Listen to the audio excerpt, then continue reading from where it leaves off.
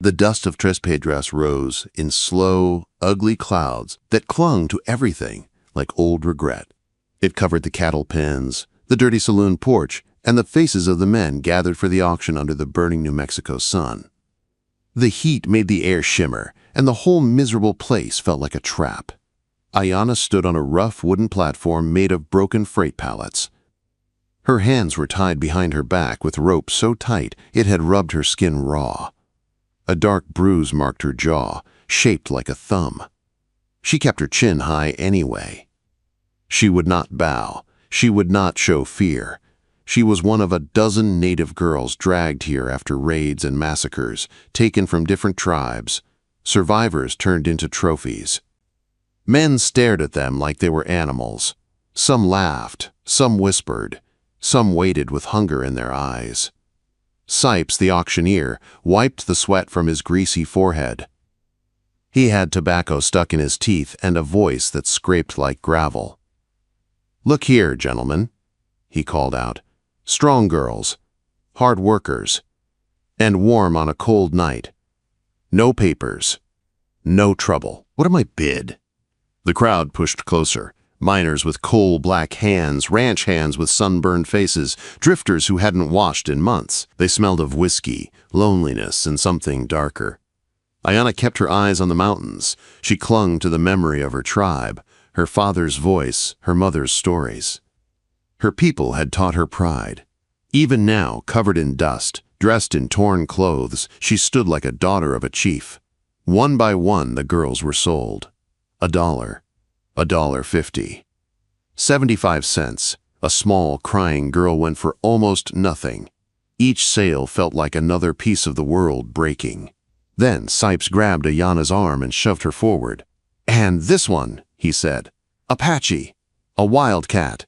She ain't broken. She'll fight you every step. For the men who like a challenge, here she is. What'll you give me?"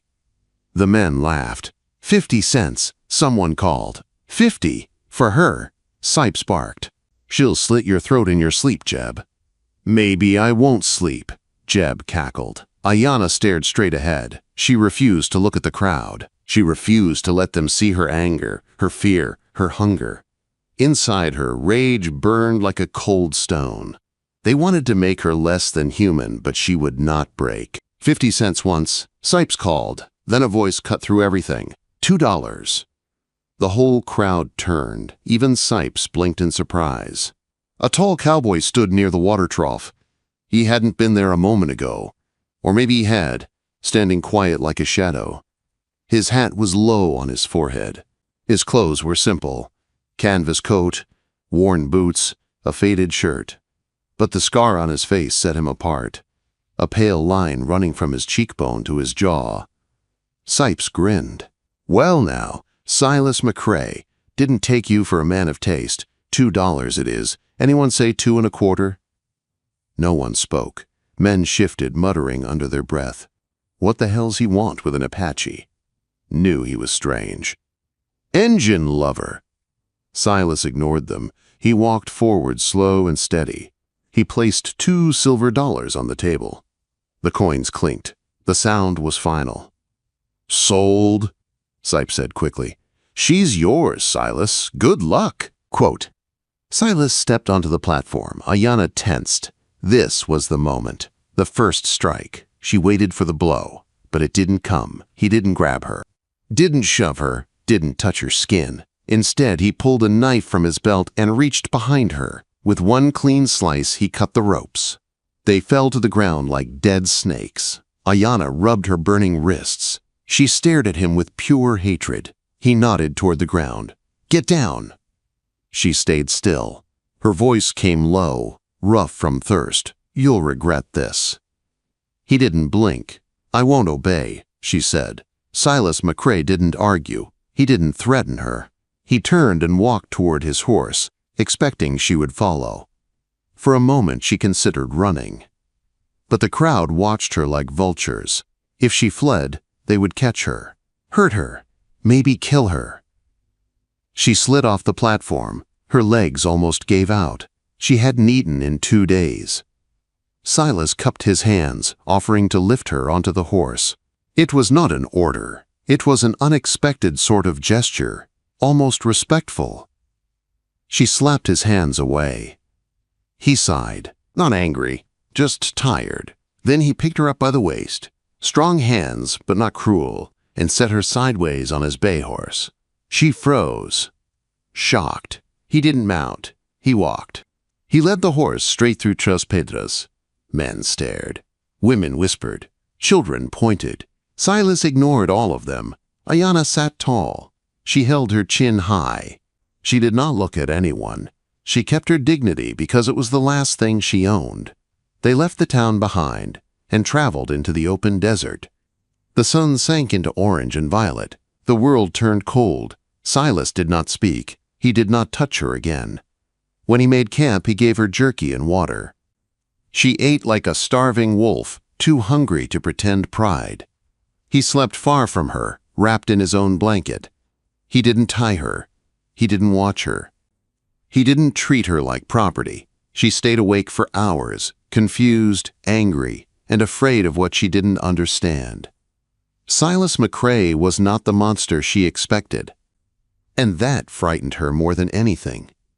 The next morning came cold and sharp, the kind of cold that stings the lungs. Ayana opened her eyes to a pale sky and the soft hiss of wind moving over the sagebrush. She wasn't tied. She wasn't watched. She wasn't guarded like an animal. Silas stood by the dying fire, rolling up his bedroll.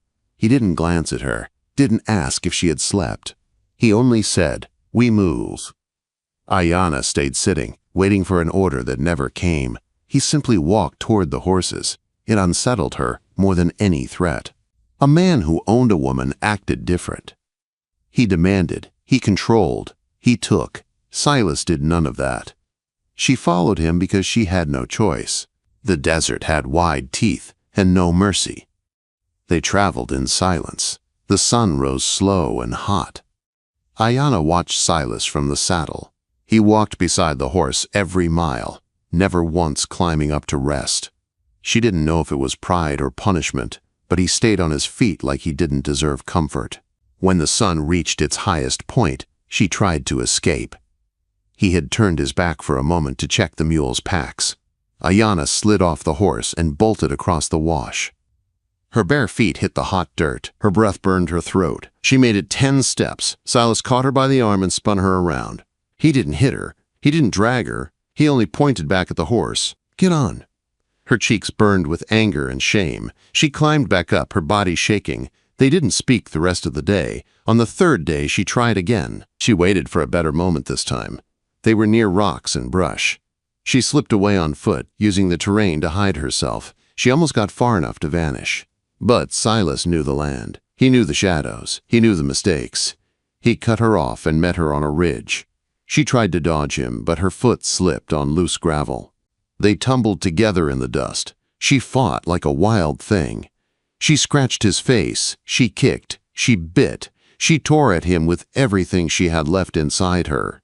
He never struck back. He only held her down, strong arms pinning her wrists. She screamed until her voice broke. She fought until her body went limp. When she finally went still, Silas let her go. His chest was heaving. His scar was streaked with dust. "You keep running," he said, voice rough. "We both die out here."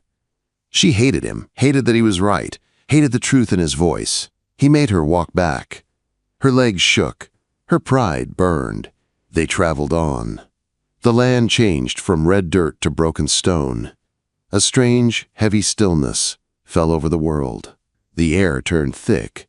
The horizon darkened into a wall of brown. Silas stopped. He looked at the sky. "Get on the mule," he said. "I will not," Ayana replied. "Yes, you will." His voice cracked like a whip. For the first time, she heard fear in him. He lifted her onto the mule, almost tossing her. He climbed onto his horse and grabbed the lead rope. "Hold on!" The wind hit them like a fist. Sand lifted in thick sheets. The world went dark brown. The storm roared like a monster made of teeth and dirt. The mule screamed. The horse stumbled. Ayana couldn't breathe. Sand filled her nose, her mouth, her eyes. She felt Silas grab her arm. He pulled her off the mule. His voice was lost in the storm. He half dragged her through the howling dirt. A shadow rose in front of them, an old adobe ruin. Most of the roof was gone, but 3 walls still stood. They pushed inside and collapsed against the crumbling wall. The storm screamed outside, shaking the earth. Ayanna curled up, coughing mud. She looked at Silas. He was doubled over, fighting for air. His breathing was deep and rattled, like gravel inside his chest. Dust had filled his lungs. He fumbled for water. His hands shook. The canteen slipped and rolled away. Ayanna could run. She could leave him, take the horse, take her freedom. He was too weak to stop her. But if he died, she would die next. She needed him. And deep inside, she could not watch someone drown in air. She crawled to him. Her hands shook, not from fear but from cold. She held the canteen to his lips. "Drink," she said. He did. His eyes met hers, surprised and clouded. The storm raged all night. Dust filled every crack of the old mission wall. Silas's coughing was ragged and painful. She covered his chest with a blanket, pressing it down so the cold wouldn't take him. He slept only in gasps. When morning came, the world was buried in dust. The ruin felt like a tomb. Ayanna had barely slept. Silas sat against the wall, pale and exhausted. His breathing was still rough, but he was alive. She faced him. Her voice was hard. "Why did you buy me?" He looked at the ruined doorway, not at her. "Because if I didn't," he said quietly, "someone else would have." "That is not a reason. It's the only one I got." He said nothing else. Ayanna shivered in the cold morning air. Her thin blanket was useless. She wrapped her arms around herself, trying to hold in any last scrap of warmth. After a long moment, Silas pushed his heavy wool blanket toward her with the toe of his boot. "Take it." "I won't," she said. "Take it," he repeated, voice sharp. "You freeze. I'll end up carrying you." She still refused. Silas groaned in frustration, then opened the blanket beside him, not touching her, not reaching for her. "Get in," he said, "or don't, but I'm not listening to your teeth chatter all day." Ayanna stared at the open blanket, at the man who had bought her, at the man who had not touched her except to save her life. Pride fought with cold. Pride nearly won. But cold would kill her faster than a rope. Slowly, she crawled under the blanket. She kept her back stiff, her body far from his. He kept his distance, too. 2 people side by side, close enough to share heat but oceans apart in spirit. The storm outside had ended, but the storm inside them had only begun. The cold mountain air had teeth. It bit every inch of skin as Silas and Ayanna climbed higher into the hills during the following days. They left the sandstorm behind but carried its wounds with them. Silas's breathing stayed rough. Ayanna's muscles ached from days of riding and failed escapes. Neither spoke much. The silence between them was no longer just anger. Something else lived in it now, something confused, unsteady, and unspoken. On the 4th evening, they reached a clearing with a falling-apart shack built of rough pine logs. The roof leaned, the chimney was crooked, and the place looked as lonely as the desert they had crossed. Silas unsaddled the animals without a word. Ayanna slid off the mule, her legs sore and stiff. She looked at the shack with dread. This was not freedom. This was a different kind of cage. Silas gestured inside. "Home," he said. "To you," she answered quietly. "Not to me." He didn't argue. He didn't command. Instead, he went inside and lit a lamp. The yellow glow showed a small room with a cot, a table, a fireplace, and not much else. It smelled of cold ash and dust. He opened a wooden chest and threw a folded pair of canvas pants and a wool shirt onto the table. "Clean clothes," he said. "They'll fit well enough." Ayanna stared at them. She had expected a dress, something meant to make her small, something meant for a bed, but these were work clothes. It confused her more than anything else. He started a fire in the hearth, hands steady despite the roughness of his cough. When the flames caught, they filled the room with welcome heat. "You'll handle the cooking and mending," he said. "I'll take care of the wood, traps, and stock." "I will not be your slave," she answered. He didn't lift his head. "Didn't say you were. I said you work, same as me." The first week was a quiet war. She kept to her side of the room, he kept to his. Meals were eaten in silence. Tasks were done without speaking. They circled each other like tired wolves, unwilling to show their throats. One night, as they ate a thin rabbit stew, Ayanna put down her spoon. "My name," she said, her voice steady, "is not girl. What is it?" Quote. Silas looked up, eyes dark under the lamplight. He didn't speak right away. She thought he would ignore her. "Ayanna," he finally said. It was the first time he had spoken her name. Something shifted inside her like a door unlocking. The next morning, before leaving to check traps, he paused at the door. "Ayanna," he said, "storm's coming. Don't go far." He respected her, or he tried to. It was confusing. It made her restless. As days passed, Ayanna worked to claim the cabin. She cleaned it until the wood shined. She scrubbed the floor. She washed his blankets. She mended his clothes, not for him, but for herself. She refused to live in filth. One afternoon, Silas returned, carrying his pistol belt. He set it on the table. "You're learning this," he said. She frowned. "I do not want your weapon." "It's not mine," he said. "It's a tool. You need it." He took her outside and taught her how to hold it, how to load it, how to shoot. His hands guided the gun, not her. He showed her without touching her skin. His voice stayed calm even when she missed. On the fifth shot, she hit a tin can. It spun into the air. A small victory, but it changed something inside her. Silas nodded. Good. She didn't thank him, but she felt power for the first time in a long time. More days passed. A fragile peace grew between them. One morning, a soft rain fell, turning the clearing to mud. Silas fixed the corral fence. Ayanna stepped outside, bare feet sinking into the cool earth. She lifted her face to the sky and let the rain wash her clean. The movement came naturally, small steps, slow sways, a quiet dance of release. Silas watched her from the fence. Not with hunger, not with ownership, but with something he couldn't hide. Something scared him more than any storm. She saw him looking, and she didn't stop. That night, the air inside the cabin felt different, soft, charged. They ate quietly. Ayanna mended a sleeve. Silas cleaned his rifle. Then he stood. He walked to her. He hovered for a moment, as if unsure whether to move closer or step back. "Ayanna," he said. She looked up. His scar caught the firelight. His eyes were steady and searching. He reached out slowly and touched her wrist, the place where the auction ropes had burned her skin. Not a claim. A question. She did not pull away. Her heartbeat pounded in her ears. "Do you want me to leave?" he asked, voice rough. "I'll sleep in the shed tonight if you say." "I don't know," she whispered. He leaned down, hesitated, then brushed his lips against hers. It was light, unsure, trembling. It sent a shiver through her body that was not fear. When he pulled back, she drew a sharp breath. "I do not belong to you," she whispered fiercely. "Not ever."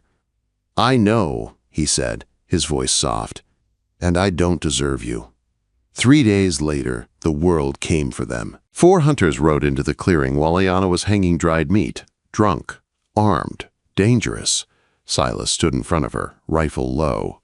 "Get off my land," he said. The big man laughed. "Or what? You gonna fight all 4 of us for your little Apache prize?" Silas didn't lift his rifle. He walked forward.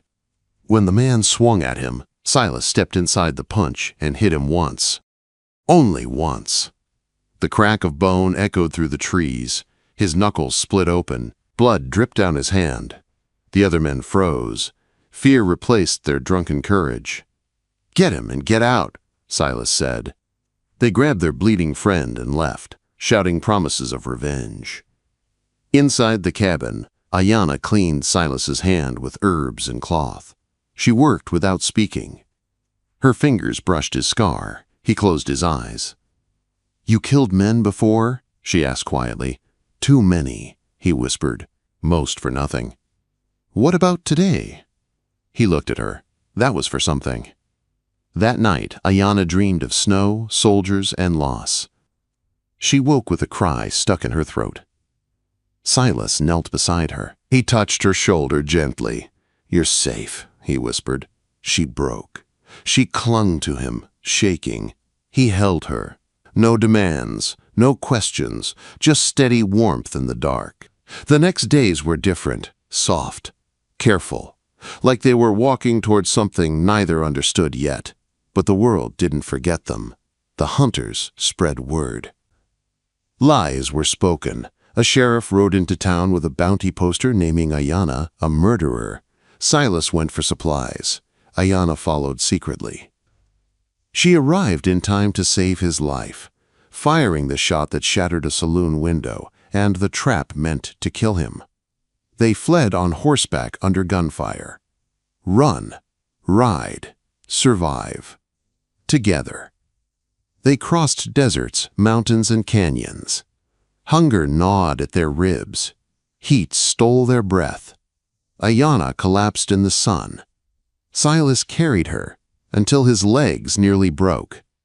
They found shelter in an abandoned mission. Her fever broke. Their fear broke too. They kissed again. Slow, honest, choosing each other this time. They fought the hunters in a canyon. Ayana shot a man. Silas was wounded. She dragged him away. She killed again to protect him. They survived. They met a kind couple who hid them. Silas nearly gave her up for her safety. Ayana slapped him, furious. "You do not choose for me," she said. "We run together or we die together." And he understood. They fled west, past the reach of the bounty, into a green valley in California, a place of tall redwoods and rushing water. They built a home with tired hands and stubborn hope. They tried to live in peace, but Sheriff Bragg, broken and dying, found them. Ayana fought him alone in the river and killed him with her knife. The ghost that had chased them for so long was gone. At last, months passed. They built a cabin. They lived among new neighbors. Silas made leather goods. Ayana healed the sick. Life became something soft, quiet, hopeful. One winter night, rained, tapping the roof. Ayana sat with Silas by the fire he built with his one good hand. She leaned into him, her circle and flame carving warm against her chest. "Do you regret it?" she asked softly. "Buying me for $2? Silas pulled her into his lap. His voice was steady and full. "I didn't buy you," he said. "I paid $2 for the chance to save my own soul." Ayana smiled and closed her eyes. For the first time since she was taken from her people, she was safe. She was seen. She was loved. And nothing, not the past, not the storms, not the world, could take that from them again.